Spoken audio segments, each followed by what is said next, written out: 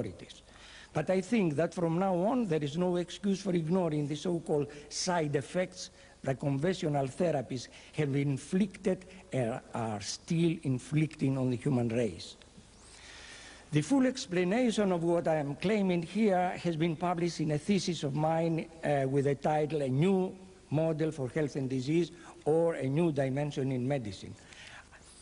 I'm really glad and deeply thankful to the Livelihood Award jury for giving me the opportunity to express my word of warning to the world.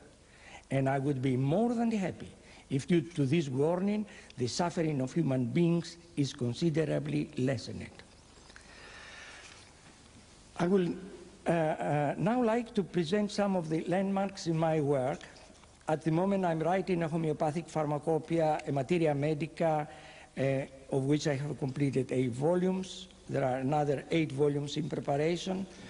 For the last 30 years, I have taught medical doctors all over the world and converted to classical homeopathy thousands of medical doctors and health practitioners, primarily from Europe and the United States. I have helped and encouraged my students to establish several teaching centers for classical homeopathy all over the world in order to teach other interested practitioners. In cooperation with the Namur University of Belgium, I have developed an expert computer system that imitates my thinking in the analysis of difficult cases. This computer system is helping homeopathic practitioners in solving difficult and complicated cases. I saw a long-time vision come true in 1995 when I established the International Academy for Classical Homeopathy on the island of Alonissos in the Aegean Sea. In this institution, I aspire to teach from A to Z all the material that I have taught in the last 20 years in different seminars all over the world. Already, I have started teaching an international group, mostly with Germans, a group from Russian doctors, as well as a group from Italian doctors.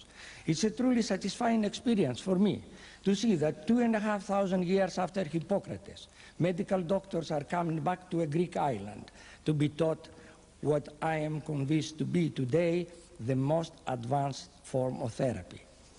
I would like to give you some personal background also. I was born in Athens in 1932. During the Second World War, I lost 8 members of my family, including both my parents. I had to work hard from the age of 11, firstly in order to survive, and then in order to study. Since that time, I seem to have learned to think for myself and to solve problems without asking for help from others. In any case, during those difficult war years, nobody could afford to offer help. Another event in my life that marked my later development was that as a result of malnutrition suffered in the terrible famine in wartime in Athens, I developed a serious spinal condition at the age of 16. I lived in pain for 12 years, refusing to take orthodox treatment that was proposed in 1948, as the doctors told me that there was a strong possibility of paralysis if surgery was performed. I lived in that condition, still working hard to support myself and my studies, since I came in contact with homeopathy in 1960. My first reading of a book on homeopathy was a revelation. I studied everything that was available. I attended various homeopathic colleges, but I was totally disappointed with the low standards of teaching. I felt that homeopathy deserved a better kind of teaching, a better way of presentation, but most of all, better results than those that the practitioners of the time were able to present. In order to do that, I felt that I had to solve for myself the 1,000 questions that were plaguing my mind concerning homeopathy and its presentation to the world as a serious therapeutic modality. I learned a lot from looking upon human suffering in all these thousands of cases of mine And I can say that out of sympathy, I experience pain in all its manifestation and all its levels through my patients. I felt, when I was examining them, what it means to suffer mentally, emotionally, as well as physically. The urge to help and the idea that this could be done through homeopathy inspired my effort during those early days. I learned that such painful experiences, that real health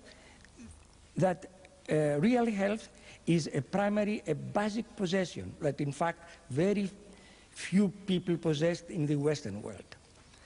I came to the conclusion that health can be defined best by the word freedom.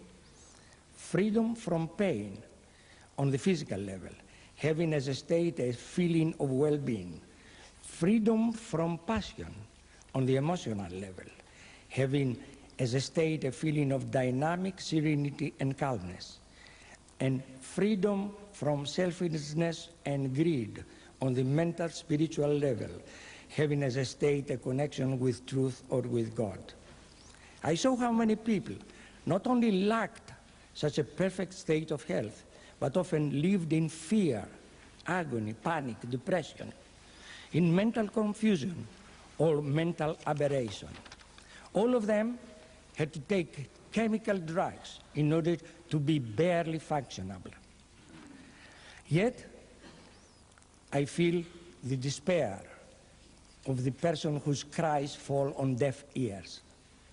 Conventional medicine strongly resists the information that comes from us, does not even want to hear about it, does not even want to begin a dialogue and profit.